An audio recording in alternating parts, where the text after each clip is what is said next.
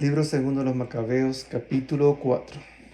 El mencionado Simón, delator de los tesoros y de la patria, calumniaba a Onías como si éste hubiera maltratado a Heliodoro y fuera el causante de sus desgracias. Se atrevía a decir que el bienhechor de la ciudad, el defensor de sus compatriotas y celoso observante de las leyes, era un conspirador contra el Estado. A tal punto llegó la hostilidad que hasta se cometieron asesinatos por parte de uno de los esbirrios de Simón, considerando Onías que aquella rivalidad era intolerable y que Apolonio, hijo de Menesteo, estratega de Celesiria y Fenicia, investigaba a Simón al mal. Se hizo llevar donde el rey, no porque pretendiera acusar a sus conciudadanos, sino que miraba por él los intereses generales y particulares de toda su gente, pues bien veía quién sin la intervención real era ya imposible pacificar la situación y detener a Simón en sus locuras. Cuando Seleuco dejó esta vida y Antíoco, por sobrenombre Epifanes, comenzó a reinar, Jasón, el hermano de Onías, usurpó el sumo pontificado, después de haber prometido al rey en una conversación 360 talentos de plata y 80 talentos de otras rentas. Se comprometía además a firmar el pago de otros 150, si se le concedía la facultad de instalar por su propia cuenta un gimnasio y una efebia, así como la de inscribir a los antioqueños en Jerusalén, con el consentimiento del rey y con los poderes en su mano.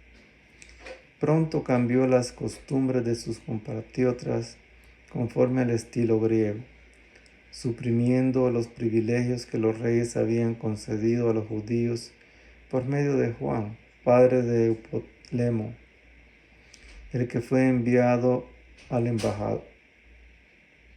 embajada a los romanos para un tratado de amistad y alianza, y abrogando las instituciones legales, introdujo costumbres nuevas contrarias a la ley. Así pues fundó su gusto un gimnasio bajo la misma Acrópolis y indujo a lo mejor de la juventud a educarse bajo el petazo. Era tal el auge del helenismo y el progreso de la moda extranjera a causa de extrema perversidad de aquel Jasón, que tenía más de impío que de sumo sacerdote, ya que los sacerdotes no sentían celo por el servicio del altar, sino que despreciaban el templo, descuidando los sacrificios. En cuanto se daba la señal con el jonjo, se apresuraban a tomar parte en los ejercicios de la palestra, contrarios a la ley, sin apreciar en nada la honra patria. Tenían por mejores las glorias helenísticas. Por eso, esto mismo, una difícil situación los puso en aprieto, y tuvieron como enemigos y verdugos a los mismos, cuya conducta emulaban, y a quienes querían parecerse en todo, pues no resulta fácil violar las leyes divinas. Así lo mostrará el tiempo venidero. Cuando se celebraron en Tiro los juegos cuadrienales en presencia del rey, el impuro Jasón envió embajadores como antioqueños de Jerusalén, que llevaban consigo 300 dracmas de plata para el sacrificio de Hércules. Pero los portadores prefirieron dado que no convenía no emplearlas en sacrificio, sino en otros gastos. Así el dinero que estaba destinado por voluntad del que lo enviaba al sacrificio de Hércules se empleó por el deseo de los portadores en la construcción de triremes. Apolonio, hijo de Menesteo, fue enviado a Egipto para la boda del rey Filometor. Cuando supo Antíoco que aquel se había convertido en su adversario político, se preocupó de su propia seguridad. Por eso, pasando por Jope, se presentó en Jerusalén. Fue magníficamente recibido por Jasón y por la ciudad e hizo su entrada entre antorchas y aclamaciones. Después de esto, llevó sus tropas hasta Fenicia.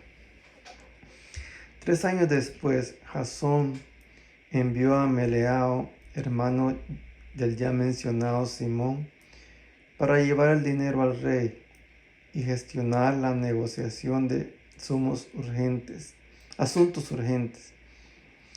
Melao se hizo presentar al rey, a quien impresionó con su aire majestuoso, y logró ser investido del sumo sacerdocio, ofreciendo 300 talentos de plata más que Jasón, provisto del mandato real. Se volvió sin poseer nada digno del sumo sacerdote, sino más bien el furor de un cruel tirano y la furia de una bestia salvaje. Jasón, por su parte, suplantor de su propio hermano y el mismo suplantador por otro, se volvió forzado a huir del país de Amán. Menelao detentaba ciertamente el poder, pero nada pagaba del dinero prometido al rey, aunque Sóstrates, el alcaide de la Acrópolis, se lo reclamaba, pues a él correspondía la percepción de los tributos. Por este motivo, ambos fueron convocados por el rey. Melao dejó como sustituto del sumo sacerdocio a su hermano Limicao. Sóstrates a Crates, jefe de los chipriotas. Mientras tanto, sucedió que los habitantes de Tarso y de Malos se sublemaron por haber sido cedidas sus ciudades como regalo a Antioquida, la concubina del rey. Fue pues el rey a toda prisa para poner orden en la situación, dejando como sustituto a Andrionico, uno de los dignatarios. Menelao pensó aprovecharse de aquella buena oportunidad. Arrebató algunos objetos de oro del templo y se los regaló a Antíoco. También logró vender otros en Tiro y en las ciudades de alrededor. Cuando Onías llegó a saberlo con certeza, se lo reprochó, no sin haber retirado antes a un lugar de refugio, a Damne, cerca de Antioquía. Por eso, Menelao, a solas con Andrónico, le incitaba a matar a Onías. Andrónico se llegó a donde Onías y, confiado en la situación, estrechándole la mano y dándole la diestra con juramento, persuadió a Onías, aunque a éste no le faltaban sospechas, a salir de su refugio, e inmediatamente le dio muerte, sin respeto alguno a la justicia. Por ese motivo, no solo los judíos, sino también muchos de las demás naciones se indignaron y se irritaron por el injusto asesinato de aquel hombre.